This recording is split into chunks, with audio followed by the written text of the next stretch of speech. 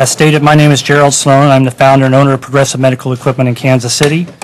My company is defined as a small business by the SBA, but barely so as defined by CMS. We will be celebrating our 10th year of doing business this April. And although we specialize in servicing mobility needs, we are a full-line DME company that provides, among many standard items, such as oxygen supplies, hospital beds, and bath accessories.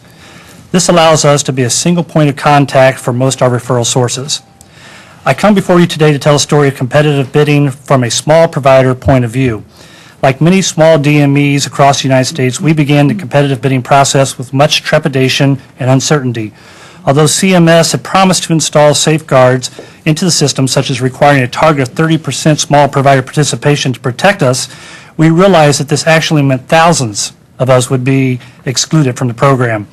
Additionally, because the program had no transparency in determining winning bids, we felt, and many actually realized, that they could be excluded from the program without any refutable cause.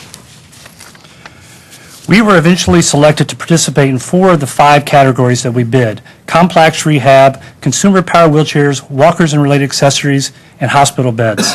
Although we won our bids, I still feel strongly that CMS did not do enough to protect small providers and ultimately favored large national companies. Evidence of this can be found directly from the booklet received by Medicare beneficiaries prior to July 1st, 2008, announcing the program and winning providers. My company, Progressive Medical Equipment, was one of the 2 local providers to win in the complex rehab category. The other 2 winners, Scooter Store, ATG Design and Mobility, had never participated in this category in our MSA. To the best of my knowledge, neither is currently doing so. Also, one would find that the Scooter Store, a national provider for consumer-powered wheelchairs, is listed 3 times as a provider to call in our MSA. Everyone else is listed only once. As for the hospital beds and related supplies category, which features 49 listings, Apria, a national company, is listed 14 times, Lincare, another national company, 14 times, and the Scooter Store 3 times. In other words, 31 of 49 listings, or 63% of the listings, were divided among these 3 national suppliers. No small provider was given more than 1 reference in this category. I would also like to point out that the Scooter Store won in every category in our MSA. CMS has been adamant about the quality of services not being compromised in this acquisition program, but one must ask, how did a company that has never provided oxygen supplies, hospitals, etc., let alone be in our MSA, be selected to do so? Perhaps the greatest and longest-term ramification of the competitive acquisition program for my company rests in our oxygen services. As you may be aware, Congress passed a 36-month cap payment for oxygen concentrator reimbursement. The first of the capped rentals were scheduled to occur in January of 2009. When we were submitting bids for oxygen, we were still waiting on a final rule of what would happen after the 36-month cap. Questions such as who would own the equipment and what kind of service calls would be reimbursed were left unanswered by CMS.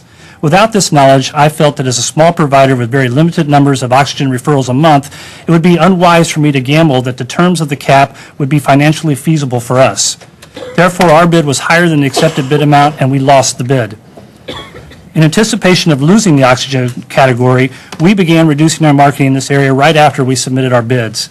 But by July 1st, 2008, we were down to 1 to 2 referrals a month, down from 6 to 10 referrals a month. Just a few years ago, we averaged 75 to 100 oxygen clients. Our number currently stands at 27, 24 of whom are capped out with no reimbursement for our service. So in short, our oxygen service is dead because of competitive bidding. Not only do we lose, but so does our community, who depends on us for very personalized and committed service. Another major concern with the competitive acquisition program was the inability to adjust bids because of economic factors. We made bids in the summer of 2007, long before the prices of gas began its well-known spike.